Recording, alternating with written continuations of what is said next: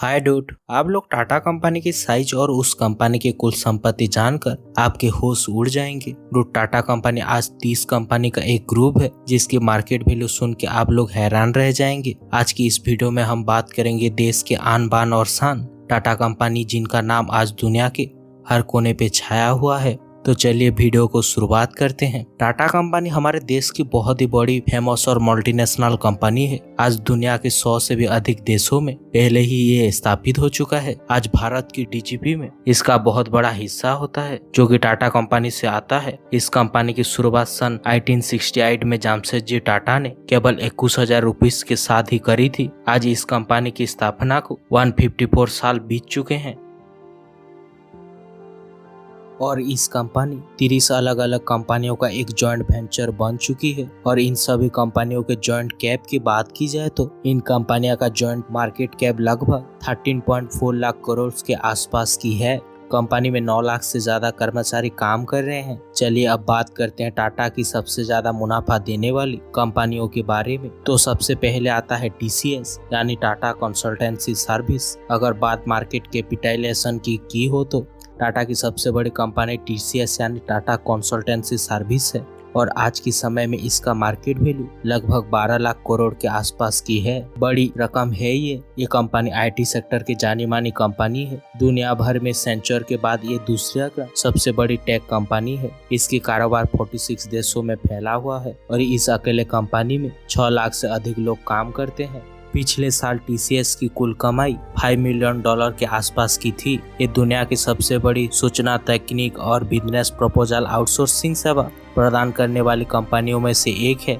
TCS आज दुनिया में कई बड़े बड़े प्रोजेक्ट को हैंडल कर रही है। भारत में भी कई तरह की सरकारी और गैर सरकारी प्रोजेक्ट भी इसके अंदर आ रहे हैं। इनमें से एक है इंडियन पासपोर्ट सिस्टम। आपको याद होगा कि कुछ साल पहले तक पासपोर्ट बनवाना एक टेढ़ी खीर साबित हुआ करता था। कई महीनों तक धक्के खाने के बाद भी पासपोर्ट नहीं बन पाता था, लेकिन बाद में TCS ने इस काम को अपने हाथों में ले लिया और इसकी डिजिटलाइजेशन के बाद आज आपको पासपोर्ट के लिए चक्कर लगाने नहीं पड़ते। आप घर पर ऑनलाइन पासपोर्ट के लिए ऑनलाइन अप्लाई कर सकते हो और अब ये प्रोसेस काफी आसान हो गई है। अब बात करते हैं टाटा ग्रुप की दूसरी बड़ी, सबसे बड़ी कंपनी यानी टाटा मोटर्स के बारे में।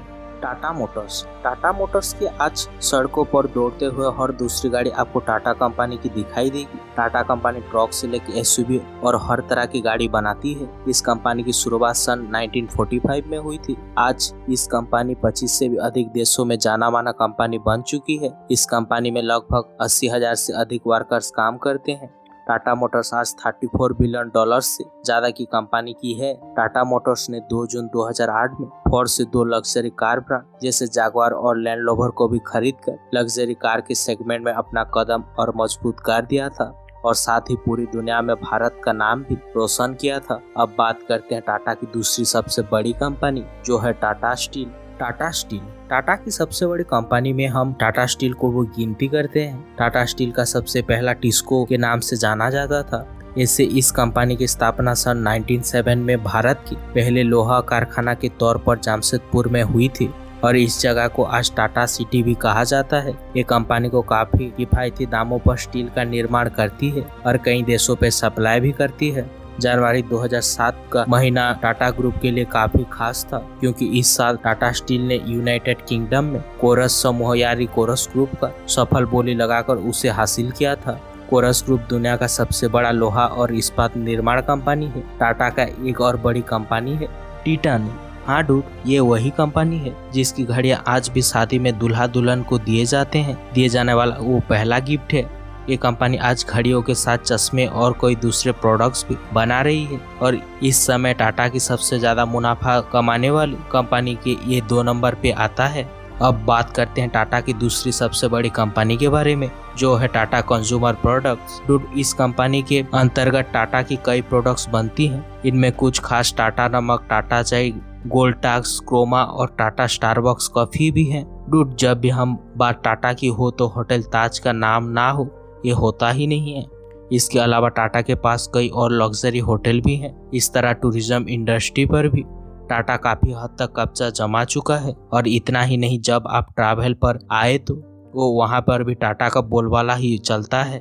Air Asia, Vistara, air India. Dude अब ये सब भी टाटा के पास मौजूद हैं। डूड आपके जानकारी के लिए बता देता हूँ कि टाटा एयरलाइंस की शुरुआत सन 1932 में हुई थी। सन 94 में इसका नाम बदलकर एयर इंडिया कर दिया गया था। उसके बाद सन 1954 में सरकार ने टाटा से एयर इंडिया को खरीदकर उसका राष्ट्रीयकरण कर दिया था। लेकिन 77 सालों के बाद जब एयर इंडिया पर संकट के बादल गहराने लगे थे, तब टाटा ने इसे वापस खरीद दिया था। अब बात करते हैं इंफ्रास्ट्रक्चर के सेक्टर के बारे में। अब डूड यहाँ पे भी टाटा का काफी नाम चल रहा है। टाटा ने इंफ्रास्ट्रक्चर सेक्टर में काफी पैसा इन्वेस्ट किया हुआ है, जैसे Tata projects, Tata housing, Tata real estate जैसे कई बड़ी कंपनी आज इंफ्रास्ट्रक्चर सेक्टर में भी काफी अच्छी काम कर रही है। टाटा पावर आज दुनिया की कई देशों में अपना पावर प्लांट बना दिया है। इसमें दक्षिण अफ्रीका के जिम्बाब्वे में बना हुआ 130 मेगावाट का हाइड्रो मेगा प्लांट सबसे ज्यादा इम्पोर्टेंट है, जहां टाटा ने केवल पावर प्लांट ही नहीं बनाया बल्कि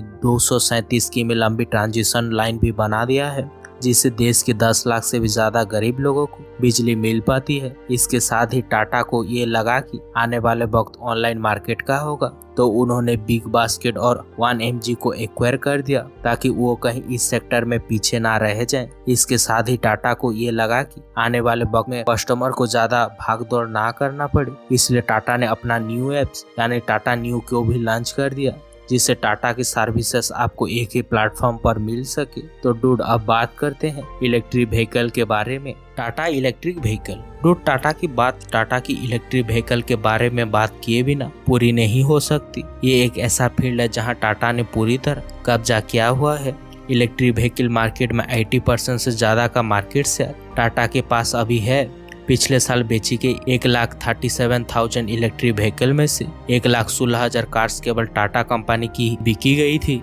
अब बात करते हैं एजुकेशन की सेक्टर के बारे में। डूड बात अगर एजुकेशन सेक्टर की करे तो इसके लिए केवल टाटा एमसी ग्रुप का नाम ही काफी है।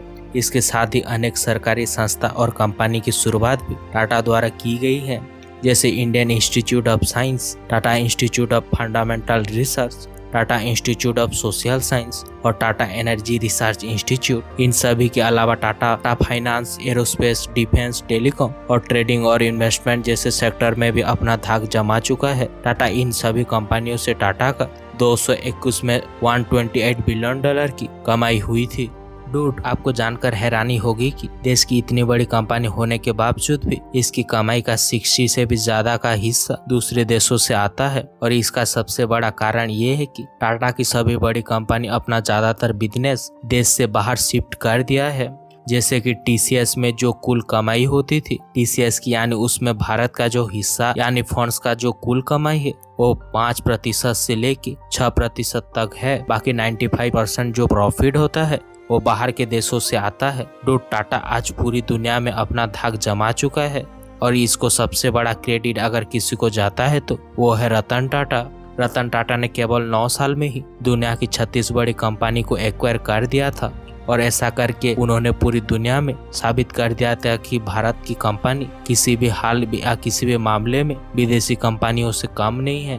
रतन टाटा पिछले 50 साल से टाटा समूह से जुड़े हुए हैं। वो 21 साल तक टाटा समूह के अध्यक्ष रहे हैं, लेकिन 28 दिसंबर 2012 में इन्होंने इसकी जिम्मेदारी साइरस मिस्त्री को सौंप दिया था। डूड टाटा कंपनी हमेशा हमारे देश की शान और बान रहा है और इसीलिए हमेशा से रतन टाटा को भारत रत्न देने की भी बात चलती रहती है। तो डूड आपको क्या लगता है, रतन टाटा को भारत रत्न मिलना चाहिए कि नहीं चाहिए, ये आप लोग कमेंट करके जरूर बताइए।